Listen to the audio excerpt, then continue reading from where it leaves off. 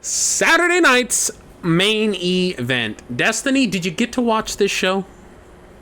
I actually did. Funny enough, my husband and I were on the road driving from Seattle, Washington to Coeur d'Alene, Idaho for Coeur d'Alene Fashion Week, and I got to sit passenger princess with my pillow, my Beats, and my phone, and I just got to watch the whole thing, start to finish, and I got to just relax the whole time. It was a blast. Did you catch it, August? It was nonstop action.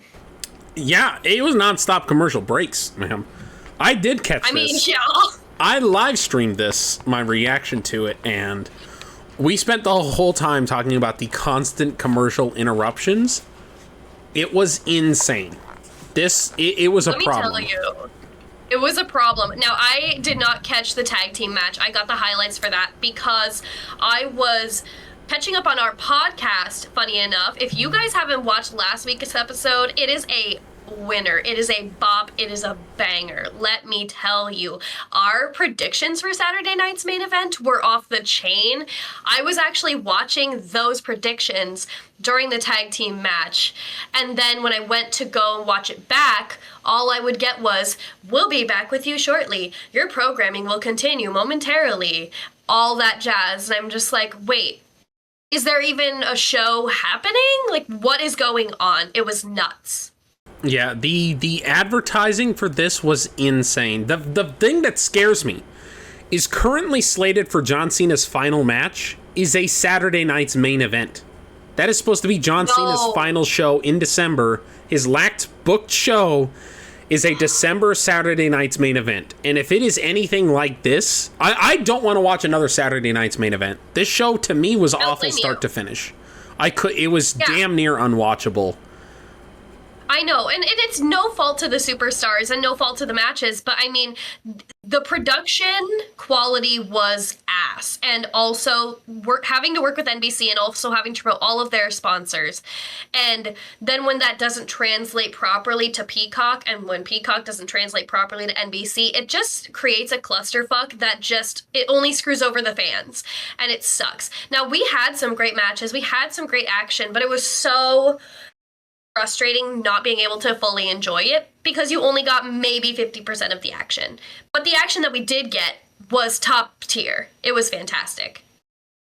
Yeah, I'm actually going to edit this. I just used the same slide from previous weeks, which would normally be great, except for the fact that Zelina Vega and Chelsea Green were such last-minute additions. They're not even on my list here. So and they weren't, obviously, we didn't even talk about them in our predictions. Now, I mean, obviously, it got added last minute, which is the obvious reason why we didn't talk about it. But the thing is, it was such a stellar match, even though it was only given 5 minutes.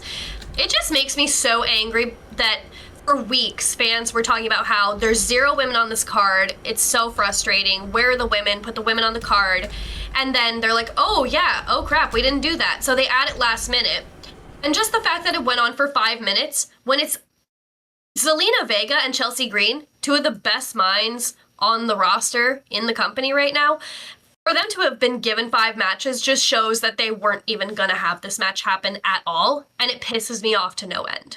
Just continuing on our previous episode where we talked about sexism and ageism and how the women are not being treated properly the way that they should be as of late, this is just even more icing on the cake. And it's so frustrating because you have 4 men's matches and they're all super long.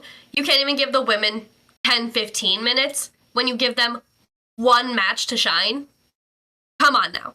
Let's do better. All right, so going in, let's start at the top and work our way through the matches. These are in no particular order. I just arranged them like this because they fit nicely in our little window frame here. So the show started with the tag team grudge match of Seth Rollins and Braun Breaker versus CM Punk and Sami Zayn.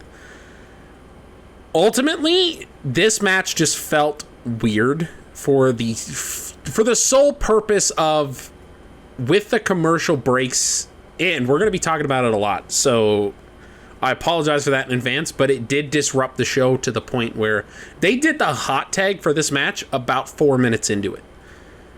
And every single time the heels started getting offense in, they would cut to commercial, and when they came back from commercial, the babyface return was happening. And so I'm sure if you were there in person and you didn't have any commercials to interrupt your program, it was a stellar match. From the perception of a person who watched this match with commercial breaks, it just looked like Seth Rollins and Braun Breaker got their ass kicked for 20 minutes straight because all their offense was non-televised. What is so crazy to me is how you and I touched on how they needed this victory. It needed to be Seth Rollins and Braun Breaker's moment, which they got. But it's not going to make sense for those watching and seeing the action that's actually happening. Thankfully, I was able to see some extra clips on Twitter. That's where I get caught up on all of my extra stuff that I need to get caught up on, and that's how I stay up to date on things that I miss in the moment and miss live. So I'm very thankful that I got to at least see some more of the action. So I will also say, me and chat audibly went when Bronson Reed made his return and he jumped the barricade. Me and chat. Can we talk about it? We will. We're going to do a whole separate video coming out very soon talking about that specifically and the new partnership. In terms of just the match itself. You and chat, yeah. We 100% thought this was Jeff Cobb coming out until we got to see his face. But when he jumped the barricade, I was like, why the hell is Jeff Cobb here? What is going on? And then it started to make sense in terms of, oh, that's not Jeff Cobb, that's Bronson Reed. But genuinely, me and chat at the same time were going, why the hell is Jeff Cobb in this? What is going on? I love that. I love chat. Thank you, chat. You're so good to us. That's amazing. But ultimately, I do think the right people won the match. I am happy about that. Rollins definitely needed a win here with Breaker because they need to solidify the fact they are a team. And it is essentially the new bullies on the block. So, yes. And if they're going to be a legitimate force and a legitimate threat to the rest of the roster like they're being billed to be, I mean, you have Seth Rollins, Braun Breaker, and Paul Heyman, three of the biggest stars in WWE. Having all three of them at the same time, that needs to be solidified as a unit that is going to work moving forward, and they are a legitimate threat to everyone else on the roster, and especially taking out two massive stars, two of the biggest stars in this industry in CM Punk and Sami Zayn. That's the way to do it, even if you have to cheat to get it done. Now, we did touch on this, how was going to be an addition of a new member at Saturday Night's Main Event. We predicted it. But neither of us saw this coming, and I'm excited to dive into it even more a little later. Now, was match 2 Zelina Vega, Chelsea Green? It was, yes. Okay. Because I didn't get to watch all of it because that's when I was telling August this before we hit record. I was driving through Moses Lake, and they have the worst service. So I got to see the finish of the match, and of course, I'm sure you all feel the same way, but my jaw was on the floor with that Avalanche Code Red. That was absolutely phenomenal. Listen, flubs happen. You know, I tuned in right before the attempted 619 and the broken nose of Chelsea Green, but we can't let that one tiny mistake overshadow how good these two women are and overshadow how good of a finish that was. Massive mistake, by the way. Massive mistake because of this sole reason. Accidents do happen in the ring. The massive mistake is not on Zelina Vega. It is not on Chelsea Green. It is on the fucking production team for not giving us a clear shot of Chelsea Green's face as it was gushing blood after the match. They gave us a split-second shot, and Chelsea was selling it just like Becky Lynch did when Nia busted her open and broke her nose, and it was literally a star-making moment that the production skipped over entirely, and I was livid watching this live because Chelsea played this up, and I will tell you already, you can mark my words right now, you can put them on the fridge. Chelsea is doing the Trish Stratus, and the Cody Rhodes gimmick of the whole face mask. It's coming. And I've never been... This was the greatest stumbled upon accident that could have happened to Chelsea Green. Of course, wish her a speedy recovery. Hopefully it wasn't a concussion as well. It's just a broken nose. Because a lot of times those can go hand in hand. But this was a blessing in disguise, honestly, because this is a this is solid gold for a Chelsea Green. And the fact that production refused to show the shot because there was blood and we didn't get that tight zoom in of her face is one of the stupidest things that they could have done. And they really need to fix that on the next time we see her with a solid recap package. And we need to see that shot because I was livid. We didn't get a good, clear view of her face right after the match. And they also didn't show a very clear shot of the contact that Zelina made. All that the camera was focusing on the fact that she slipped up, and then you just see her go kick, and you can't even tell that she made contact, and the fact that the contact broke Chelsea's nose. That's how hard the contact was. That wasn't shown, and it wasn't sold properly. So hopefully we can get another camera angle and get an actual shot of that, because the way that it was shot made Zelina look so weak. And this woman is one of the best workers in the entire industry. She's a veteran of this sport. It's in her blood. She's so good at everything she does. Everything she touches turns to gold, whether it's on the microphone or in the ring or stylistically. This woman is a pro of pros, and I wish that they didn't make her look as sloppy as they made her look with that camera angle.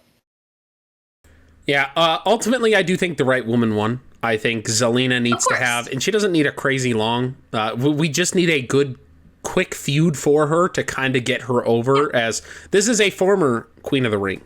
This is a woman who should be respected, and she's not. And unfortunately, that is just one of those things of the women's division and not being taken seriously. What we talk about a lot in terms of the women's division is now they have these opportunities where now they have more titles than they've ever had before. What we don't talk about, and what we should be talking about, is the fact that the men's don't need titles to be relevant. This kind of came up around WrestleMania, where finally we had a women's match that didn't involve a championship in, not Tiffany Stratton, in Naomi and Jade Cargill. Naomi and Jade, where they didn't need a title. They could have a feud without a championship. And I really hope we get to see that more from the women's division. Not everybody needs to hold a title to be relevant. And Chelsea is a perfect example of that. And I really want to see more. They're kind of teasing it with Alexa and with Charlotte and things like that. Let the women have matches for the sake of them not liking each other or personal reasons or feuds. Not every time women feud does a title have to be on the line. And that's what WWE is an awful history of. It's so frustrating. Just to give an example, there was such a heated rivalry between Liv and Rhea, like that, just surrounding Dominic and also taking each other out. Like Liv took out Rhea took out Liv, and everything back and forth and in between. That didn't need a title, but it had the title. And I get it. Rhea's a dominant champion. Rhea deserved to be champion. But you could have saved that feud for later. You could have built it up so differently. You could have had this feud happening and a championship feud happening with other people. It didn't need to be happening simultaneously with just two people. It made sense when Liv took the title from Rhea. And of Rhea, course, and it did make sense. It was a beautiful story that they were telling, and don't get me wrong, the way the title played in was perfect, but it is one of those situations where it's like, yes, the title adds to it, but oh my goodness, it would not have required it, and also that would have just given the spotlight and more opportunities to other people. Well, because Rhea and Liv are so good, they didn't really need it. But it just, when Rhea comes back, have her cost Liv the championship, and then you can go into that, because Liv had a great run with the title. Awesome, she did great. We didn't need the title in the feud when she came back. So if you have Rhea cost her that title, and then they just have their solo feud with no championship on the line, that's great. That's awesome. And then just like Destiny said, now you have a championship run for another superstar to help spotlight and showcase them. So it's certain situations like that. The audience cares about Liv Morgan, and they care about Rhea Ripley.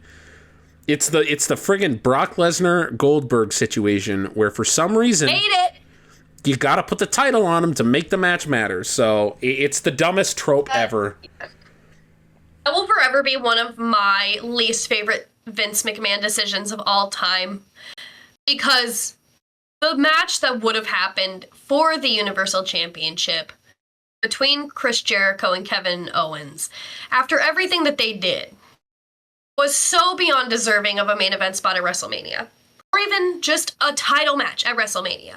Having that spotlight on them was so beyond deserved, and it got overshadowed because of all of the nonsense that played into Goldberg and Brock, and I will forever hold a grudge and because of all of that. Not only that, I don't know if you know this, Jericho was supposed to feud with Brock Lesnar. Was supposed to fucking win. Yeah, and he was supposed to feud and drop the title to Lesnar. I want Chris Jericho versus Brock Lesnar. That would have been crazy. Me too. Me too. To have Jericho leave WrestleMania with the Universal Championship, that was going to be so perfect and so beautiful. Are you kidding me? Are you kidding me? Now, obviously, the incorporation of the the United States Championship helped to pad the blows a little bit, but it still didn't make it better, and I'm still livid, and I can't even imagine, like, we know why Chris Jericho is where he is today. Let's just say that. Yeah. Speaking of which, I have something to say off topic. Please forgive me, but I need you to come to Seattle because SummerCon is coming up. And there are several WWE superstars that are going to be there and former WWE superstars that are going to be there. Now listen to these names. Bret Hart, Carmella, Big Show, Kelly, and Chris Jericho. Are you convinced? I'm not a big con guy. I don't like being around a ton of people. I get noise migraines really easy. I like my quiet space. So just how fun would it be for you and me to go and meet Chris Jericho, who liked our post on Instagram a couple weeks ago? How fun would that be? It would be cool. It would be cool. I will give you that. We will talk more about that in the future because I got things in the works Destiny has no idea about. None whatsoever. So we will talk more about that in the future. However, was it John Cena R-Truth next? Because I think it was. I think or was it the cage match? No, it was Cena Truth because in the lead up to the cage match, Cena was backstage with Jey Uso. With Jey Uso, you're right. Thank you for remembering that. Let me tell you right now, this is one of my top 5 John Cena matches of all time because of R-Truth. Can we talk about getting John Cena versus Ron Cena? Like, are you kidding me? That was so brilliantly done. Now, as we talked about in the previous episode, what I wanted was for R-Truth to get the victory and hold the WWE Championship high and leave with it, thinking it was a title match. But if I can't get that, having R-Truth have a John Cena entrance with John Cena-inspired gear, I'll take it. I did like we literally talked about it, how I said the perfect end to John Cena's career would be the Bret Hart, Roddy Piper finish at WrestleMania 8, and they teased it here. That was the moment where Cena has the championship, he's about to hit him, and he gives it up. However, I was screaming watching this because I was like, this is what August was talking about the whole time. This is what you talked about. Now, like you said, he teased it, but please continue. The low blow was great. The low blow, I called that as it was happening. I was like, the second that ref turns around, he's hitting a low blow and this match is over. Point. I like this. I knew John was going to win. I wanted R-Truth to win. I knew John was going to win because it fits with his ruining wrestling. Everybody would expect him really to lose because the title is not on the line. So him winning this match is just like, God, what a dick. I was really surprised at this match, and it made sense later on, but I was so surprised this didn't close the show, because as soon as I saw it wasn't closing the show, I was like, so no Cody return, and there was something else that I was just like, okay, so well, none of this is happening, because this is the middle of the show, which was a really cool way to do it. I loved the interaction between Cena and Uso backstage. Dude, that was absolutely incredible. I was losing my mind the whole time. The fact that he went up to Jay and was talking about the legacy of his family and upholding it and all of the pressure that was already on him going into the night. And then how when he finally calls it quits, when all is said and done, he's leaving with the WWE Championship. And then, ruining wrestling. And then, of course, if a YouTuber is the one holding the other world title, Didn't that just ruin wrestling? It was absolutely brilliant, and I love how that tied in later in the evening. Yeah, I will say it really sets up a lot, and it kind of ties in with what we were talking about last podcast as well, of them setting up multiple matches at once. Because now you almost feel like before the tag team match got announced and they led into that, I literally said on air, I said, it almost looks like Jey Uso's going to lose the title. I didn't think he was losing to Logan Paul, but Jey Uso's going to lose the title to Gunther, and now Jey Uso, instead of re-challenging Gunther, instead he's going to go after Cena, and they'll do a Cena-Uso feud instead, so Gunther can focus on Rollins and all of that stuff. Yeah, I can see that, especially with how they talked about how the last time they saw each other was the Royal Rumble when Jey eliminated Cena. That was a great callback. I very much enjoyed that. Yeah, so ultimately I wasn't mad at this match. I was mad at the referee for not picking up the fucking earrings on the ground. Cena, R-Truth's earrings came out, and then Cena picked them up and threw them at him, and they just sat on the friggin' mat for the rest of the match, and I was like, ref, just a little situational awareness here to pick up the fucking earrings. Oh my, I have also, weird pet peeves. Yeah. No, that is a very valid pet peeve, because how many jobs do you have as a referee? Yes, you have to pay attention to the action, but your number one priority is to keep the wrestler safe. And having earrings that can puncture your body just laying there? No thanks. That's not ideal. I do love how R-Truth was digging out some of Cena's moves, but what I loved probably the most, what really sold this match, was Pat McAfee continuously calling him Ron Cena. He never referred to him as R-Truth, and I thought that was a brilliant touch by McAfee.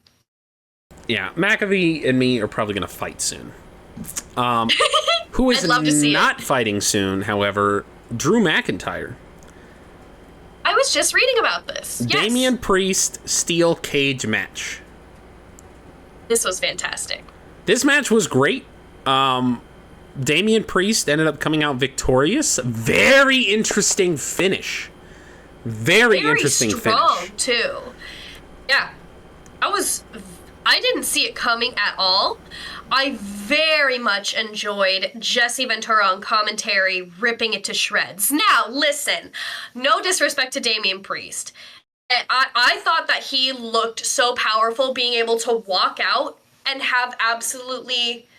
Like, there was no chance of Drew getting up. There was no chance of him going after him. Like, Damian was able to take his sweet time. He even looked back. He was even thinking about going back. But when he took that step down, that was a statement. But I do love how Jesse is just like, wait, you just get to walk out? Why isn't the limo just sitting there waiting for him for when he gets out? I thought you had to climb out of the cage or pin him. What does walking out do? And I thought that was fantastic commentary by Jesse Ventura. It ties in with Jesse Ventura's biggest strengths, because what Jesse does, which is a lost friggin' art for the most part on commentary, it is what Jerry Lawler used to do. It is, you are, as the heel commentator, what you're doing is burying, quote unquote, the baby face. But there are other guys on commentary who are now able to build up the babyface. The babyface just won the match. The audience saw the babyface win the match. The heel is the one who needs the boost. And Jesse cheapens the win for the babyface, and the other commentators can go, no, he won this match fair and square. He did this. He was a man. He had him down. He could have pinned him if he wanted to. But all Jesse has to do to give Drew that little shred of credibility, he didn't pin him. He didn't escape. Oh, well, look, he might as well have a limo driver sitting there ready to pull up. It gives Drew McIntyre that little bit where he's like, hey, you didn't pin me. And Drew isn't going to be saying that. I mean, he might. It's Drew Pettytire. But what it is it gives the audience at home that little bit to think about, where the heel technically has a shred of dignity left after a loss such as that. And I love that Jesse was there to deliver that so convincingly. It was fantastic. I absolutely loved it. And now here's the thing. I also love something that I've noticed recently on WWE programming. So Damian Priest used the concerto on Drew McIntyre.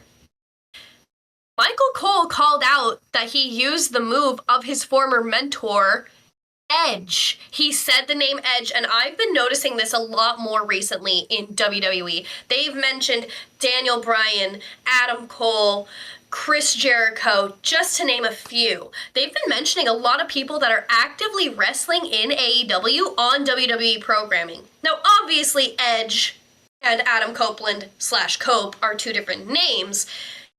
But Chris Jericho isn't. Adam Cole isn't. Bryan Danielson half is. So it's really cool to see how that line that used to be there is no longer there. They are still able to tie in history into the current product without having to completely eliminate it and forget that it never happened because they are working somewhere else. I really do like that. And I also love the respect that Roman and Seth give to Moxley. They never call him Dean Ambrose. They always call him Mox, which sucks. Right. John Moxley sucks. Dean Ambrose was 3 times the man and 3 times the character. However, it is cool that they respect his wishes in that, and every time they refer to him, even if the interviewer calls them Dean, like, hey, have you heard from Ambrose? They always respond, oh, Mox is doing great last time I talked to Mox. It's just so cool to get to see that kind of respect between the brothers there. I'm a big fan of that. Don't you want to know why I'm dressed like a Mountie? I'll never get it again. I'm so pissed. It was a it's gonna be a hot take. It's gonna be a hot take. We're coming back to it. Finishing off the show, we got 1 match left. World Championship, Jey Uso, Logan Paul. For me, this match was destroyed by ads. By the time they got to the ring and started it, there was like 8 minutes left in the show, and it immediately, there was 2 ad breaks in the final 8 minutes of the show. It ruined everything this match could have been because I didn't get to see any of the match. It's not ideal. Now, I have to tell you, I was not expecting this finish. Even with the interaction backstage, I mean, I thought they were going to save that for later on. But the fact that Cena broke up the freaking pin to help Logan here, not mad at it. I really enjoyed how he went after Jey for all his shit talking backstage. It was great. And I love how it led to the return of Jay's former tag team partner and Cena's adversary, Cody Rhodes. I thought that it was beautifully tied together with a little bow. I wish it was a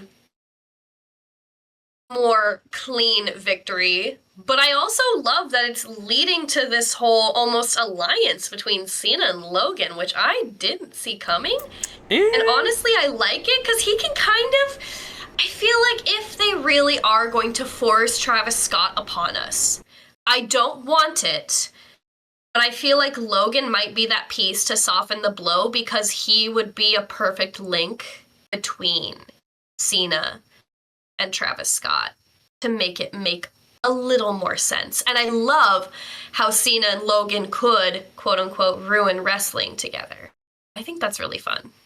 Yeah, the problem is I read a headline coming into this that apparently WWE wants to set up a 6-man tag for Money in the Bank of Logan Paul, John Cena, and Travis Scott versus Cody Rhodes and the Usos. Which is interesting because R-Truth just got his ass beat by John Cena, and who has R-Truth been talking to in the weeks leading up to this match? Jimmy Uso. So they could tie it in that way in a really cool full circle moment of not only does Jimmy want to support Cody and support Jay, his brother, but he also wants to get vengeance for R-Truth. So it's a cool way to double tie in Jimmy to this. And it just, there's 2 weeks of build. They have a SmackDown, a Raw, and a SmackDown. Ridiculous. And then we're Money in the Bank. That's the problem with this. It's so ridiculous. Listen, we've talked about how we need to go back to branded pay-per-views and having 2 pay-per-views a month and be able to showcase SmackDown talent on one, Raw talent on another. But what we don't need is 2 pay-per-views a month, or 3, honestly, for both brands, because it's the same ones, same talent on both of them, and there's no build whatsoever. There's nothing. You have literally 2 weeks to reset and start again. And it's so frustrating because, yes, I know, like, there's been a lot of build towards the Money in the Bank ladder match, but now here's this big time tag team match that's supposed to happen, and you have 2 weeks to build it. Cena and Logan just interacted for the first time. Like, they just created an alliance. And Cody just came back. I know there's history with him and Jay, but, like, I mean, what? Come on. It's the other big thing here is Cody Cena. Is this going to be the blow off for their feud? A tag team match? No, it's not. So this is the problem with Cena only having a year left, is he doesn't have time for a legendary feud. You look at Cena Edge, you look at Cena Orton, you look at Cena Batista, hell, Cena Michaels, Cena Triple H. All of these programs took place over, the initial set took place over 3 to 4 months, sometimes 6 months, and they had multiple main event pay-per-view matches against each other. And if you dictate that to Cena, which you could with Cody Rhodes, the groundwork is laid, it is set up, then that means Cena Cody ends at maybe SummerSlam, but probably Survivor Series. And now you only have Cena left for 2 to 3 months of his career, and you just spent all of this time on one superstar as opposed to Cena getting to face as many different. And so far, we've been going through the greatest hits of Cena. Cena Rhodes was the only interesting, like, first time matchup, quote unquote, which they have fought before, but it's never been this super Cody. But R-Truth, Cena has fought before. Yeah, it was a heel R-Truth, but he was still fucking crazy. It was just Lil Jimmy heel R-Truth versus John Cena was my childhood hero, babyface R-Truth. And then Randy Orton, who, once again, the roles have switched, but it's still the same. Like, we have seen these matches, so they're doing greatest hits. We have not seen John Cena interact with anybody new. Yeah, I mean, arguably, Randy Orton is his greatest rival if you look at the parallels of their career. And I'm glad that they revisited that, but they need to do more than just Cody. Now, I personally am hoping for this to blow off at SummerSlam because he needs to face more superstars. I want to see him, and I know that he's a heel. I'm still going to throw out babyface names and heel names. I want to see him versus Dom. I want to see him versus Gunther. I want to see him versus Logan Paul. I want to see him run it back with AJ Styles. There are so many feuds I want this man to revisit and or start for the first time. Can you imagine John Cena, Braun Breaker? Are you kidding me? Maybe even have him run it back with Seth because you can't see knee. My goodness, like, run that back. There are just so many feuds that could be happening. And I know that you have to have it be very important and make it mean something with Cody, but you don't.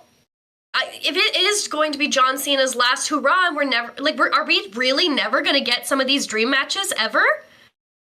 It's just so frustrating because I really do want to see so many of these matches, and I know that they're never going to happen. And I feel like so much has been messed up with it. And they still can. And they could happen. It's the worst part. Like, there's so many dream matches out. Sting Undertaker. Like, I want that match, but I can't have it, period. The problem is I want these matches with Cena, and I could still get them, but I'm not going to. Of all the people you just listed, I'm going to get, if we're lucky, we're going to get 50% of those. Yeah. And also having him running back with CM Punk, who is arguably his other greatest rival. Like, I mean, I know they had a moment in the Elimination Chamber, but I don't want that to be it. I really don't. I want more. I still think... I know that that's so, like, greedy of me, but I really don't think it's that greedy. I think that it's asking for one last great run out of the greatest of all time, who brought me into wrestling and entertained me for so many years, and I don't want his final hurrah to be the most bland, boring nothing. I want him on weekly television. I want him at every pay-per-view. I want him defending the title. I want him facing a new person every week. I don't want anything. I want him to go out on top, and I want him to go out dominating and being there. I want him consistently there. And I don't think that that's too much to ask. I know it is from a heel Cena, but it shouldn't have to be too much to ask to have him around when he's literally retiring and going away forever. And that is my whole problem with heel Cena. That's why I don't like this whole persona, this whole character. It works. It works so well if this isn't his last year. It's the fact we're never going to get we could, but there's 6 months left of the year. What does it matter now? And it's not going to if it happened with 6 months left in the year, great. But it's not going to. It's going to be another 2 to 3 months at the least before he turns face. And I don't even see it happening then. And so we're literally robbed of, we haven't had that in 6 years, that actual John Cena, Super Cena here. That died in 2018, 2019, and we're never getting it again. That's what pisses me off more than anything.